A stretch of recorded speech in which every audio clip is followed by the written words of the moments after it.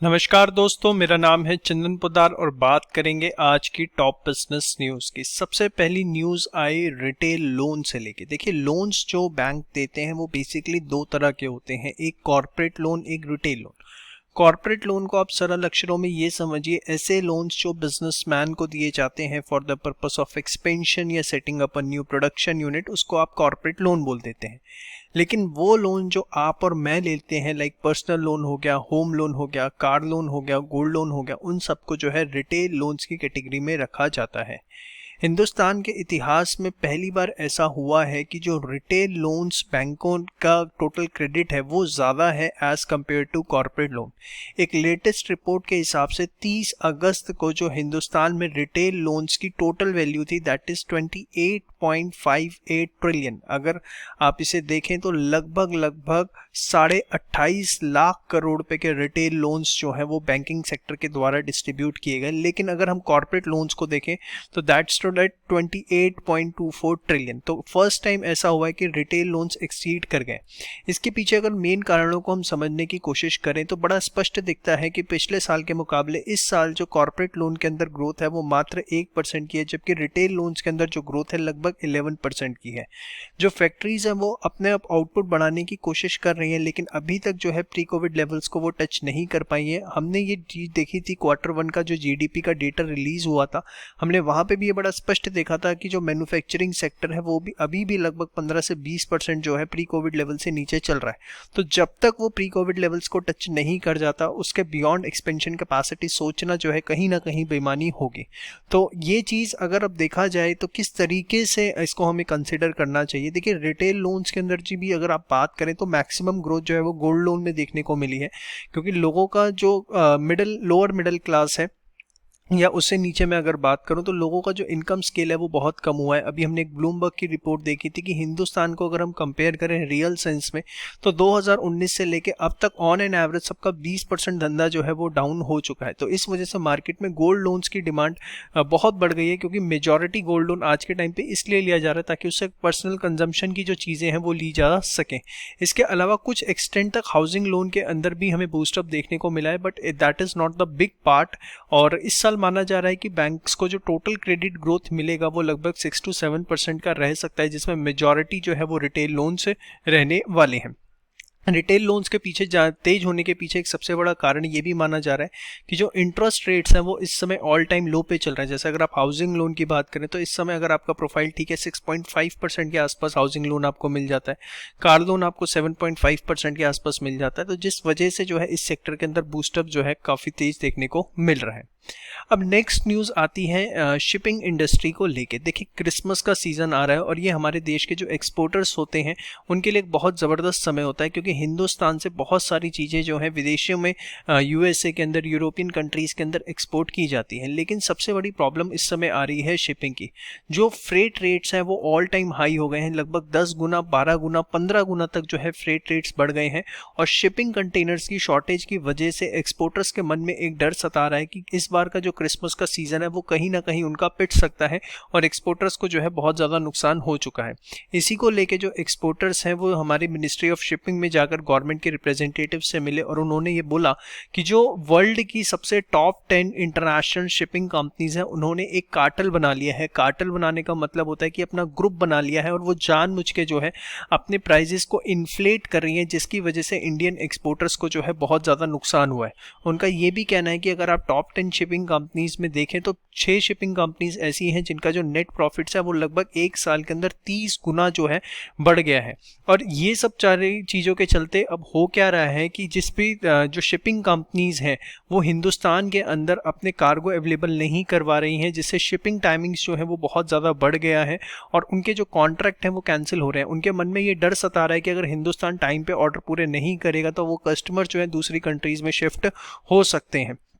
जबकि अगर हम दूसरी साइड बात करें तो ये जो टॉप 10 शिपिंग कंपनीज हैं इनकी एक एसोसिएशन है, container shipping line association, that is CLSA। तो उसने बड़े स्पष्ट अक्षरों में ये कहा कि अगर आप हिंदुस्तान की बात करें तो हम हिंदुस्तान के एक्सपोर्टर्स को सपोर्ट करने के लिए हर पॉसिबल प्रयास जो हमारी तरफ से हो सकता है वो हम कर रहे हैं। अगर 2019 के मुकाबले 2021 के अंदर देखा जाए तो फर्स्ट हाफ के अंदर इंडिया का जो एक्सपोर्ट है लगभग 12% बढ़ा है। तो अगर हम सपोर्ट नहीं कर रहे होते तो ये 12% एक्सपोर्ट कैसे बढ़ता। सेकेंड, उन्होंने ये कहा कि जो शिपिंग के चार्जेस बढ़े हैं वो सिर्फ इंडिया में नहीं बढ़े हैं, वो चाइना में, पूरे साउथ ईस्ट एशिया के अंदर सभी कंट्रीज के लिए जो वो बढ़े हैं। और उसका कारण ये नहीं है कि वो मोनोपोली या कार्टेल क्रिएट करने की कोशिश कर रहे हैं।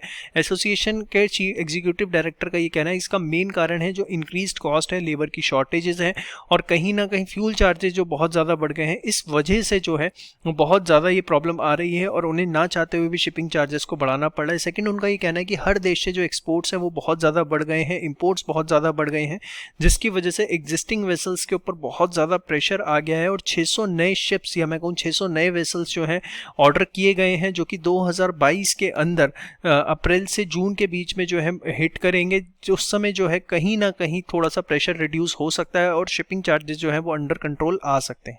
लेकिन हाल फिलहाल हमारे देश के जो एक्सपोर्टर्स हैं वो बहुत परेशान है और उन्होंने गवर्नमेंट से ये रिक्वेस्ट करी है कि हिंदुस्तान की खुद की एक जो है शिपिंग कंपनी जो है इस्टेब्लिश की जाए, जो कि हिंदुस्तान का जो सारा फ्रेट का काम धाम है वो देखे। टॉप 10 शिपिंग कंपनीज के अंदर मैं आपको बताना चाहूँगा कि हिंदुस्तान की एक भी शिपिंग कंपनी जो है वो नहीं है। इसके बाद नेक्स्ट रिपोर्ट आती है वैक्सीनेशन को लेके, बहुत ज़बरदस्त रिपोर्ट है। 30 अगस्त तक, ये जो 30 अगस्त अभी गई है, जो हाई इनकम कंट्रीज़ हैं like US, UK, European countries, वहाँ पे 57% लोगों को एटलीस्ट एक डोज लग चुका है।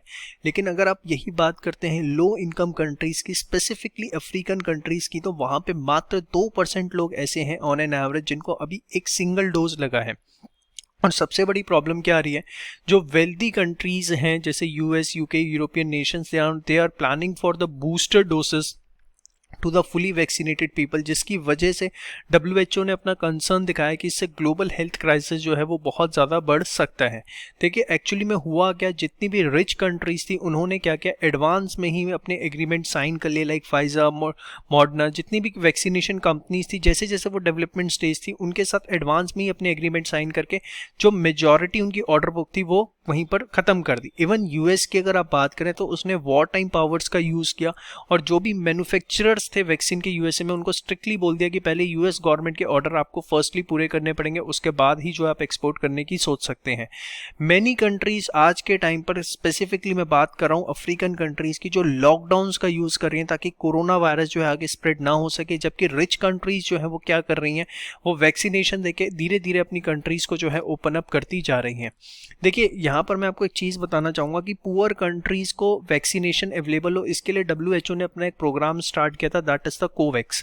कोवैक्स बेसिकली क्या था, it's an initiative by the WHO and जिसको फंड मिल रहा था गवर्नमेंट से और जो प्राइवेट कंपनीज है, बिग कॉर्पोरेट हैं, उसके donors like Bill Gates foundation से हो गया।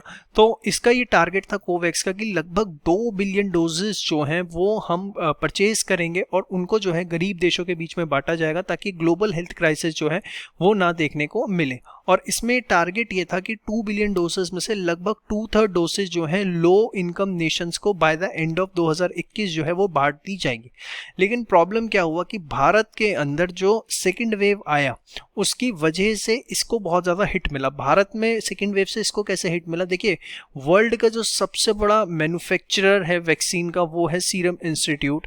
और हुआ क्या कि सेकंड वेव आने के बाद इंडियन गवर्नमेंट पे प्रेशर बना, जिसकी वजह से प्रेशर बना सीरम इंस्टीट्यूट के ऊपर और उसको जो है अपनी एक्सपोर्ट्स को कट करना पड़ा और मेजॉरिटी सप्लाई जो है वो इंडिया के अंदर देनी पड़ी। अगर आप इंडिया के डेटा देखें तो अभी डेटा रिलीज हुआ है कि पिछले 10 दिनों के अंदर 3 दिन ऐसे थे जब हमने 1 करोड़ से ज़्यादा वैक्सीनेशन एक दिन के अंदर किया।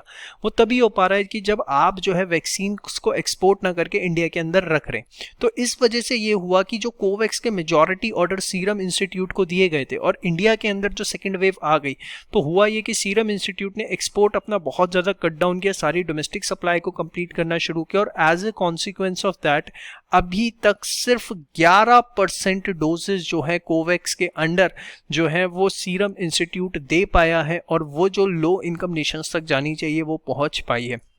तो बहुत सीरियस इशू है, क्योंकि अगर वैक्सीन का इक्वल डिस्ट्रीब्यूशन नहीं होता और कंट्रीज जो छोटी छोटी हैं अगर वो इसी तरीके से अगर लॉकडाउन्स का यूज़ करती हैं बहुत लंबे समय तक, तो ये लॉन्ग रन के अंदर जो है इन्फ्लेशन को और ज़्यादा हिट कर सकता है। क्योंकि नेचुरल रिसोर्सेज की अगर आप बात करें या चीप लेबर की जब आप बात करते हैं तो मैक्सिमम इन गरीब देशों से ही आपको मिलती हैं, और अगर ये सप्लाई चेन को ऐसे डिस्टर्ब करेंगी तो लॉन्ग रन के अंदर इसके इम्पैक्ट्स बहुत ज़्यादा देखने को मिल सकते हैं। इसके बाद नेक्स्ट न्यूज़ आई है टेस्ला से। टेस्ला जो है गवर्नमेंट्स के साथ इस समय टॉक्स में जुड़ी हुई है to open fully owned retail outlets. Fully owned retail outlets मतलब यहाँ पे जो वो अपने शोरूम्स खोलना चाहती है उसके अंदर 100% ओनरशिप जो होगी टेस्ला की होगी। देखिए अगर 100% ओनरशिप के साथ टेस्ला को इंडिया के अंदर अपने आउटलेट्स खोलने हैं तो इसको हम बोलते हैं सिंगल ब्रांड रिटेल। और सिंगल ब्रांड रिटेल के अंदर अगर 51% से ज़्यादा फॉरेन डायरेक्ट इन्वेस्टमेंट करनी है, कैसे? क्योंकि टेस्ला फुली ओन्ड मतलब 100% पैसा अपना लगाना चाहती है, तो ऑब्वियसली 51% से ज़्यादा हुआ।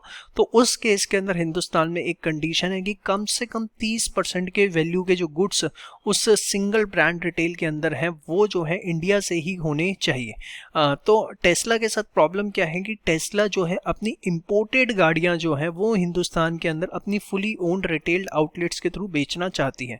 टेस्ला भी किसी भी तरीके का जो प्रोडक्शन प्लांट है वो इंडिया में प्लान नहीं कर रही है। वो सबसे पहले यहाँ का बिजनेस एनवायरनमेंट टेस्ट करना चाहती है और उसके लिए वो गाड़ियों को इंपोर्ट करेगी, यहाँ पर देखेगी क्या उसका रिस्पॉन्स मिलता है, किस तरीके का पॉलिटिकल रिस्पॉन्स मिलता है, बहुत सारे 36 फैक्टर्स होते हैं और उसे सब कुछ सही लगता है तो उसके बाद जो है वो यहाँ पर अपना प्रोडक्शन प्लांट सेटअप करने की सोच सकती है। अभी पीछे टेस्ला की एक न्यूज़ भी आई थी कि उसने गवर्नमेंट को रिक्वेस्ट करी है कि जो इंपोर्टेड इलेक्ट्रिक कार्स हैं उसके ऊपर इंपोर्ट ड्यूटी जो है वो 100% से घटाकर जो है 40% की जाए, जिसको ह्यूंडई और फॉक्सवैगन ने जो है सपोर्ट भी किया था। लेकिन ओला इलेक्ट्रिक जो कि तमिलनाडु के अंदर सबसे बड़ा अपना स्कूटर्स का प्लांट सेटअप कर रही है और वहाँ प्रोडक्शन स्टार्ट होने वाली है बहुत जल्दी, तो उसने जो है इस चीज़ को स्ट्रिक्टली अगेंस्ट कहा था कि इससे कहीं ना कहीं डोमेस्टिक कंपनीज को नुकसान होता है। तो देखते हैं कि टेस्ला को किस तरीके से परमिशंस मिलती हैं और किस तरीके से उसको रिलैक्सेशन दिया जाता है।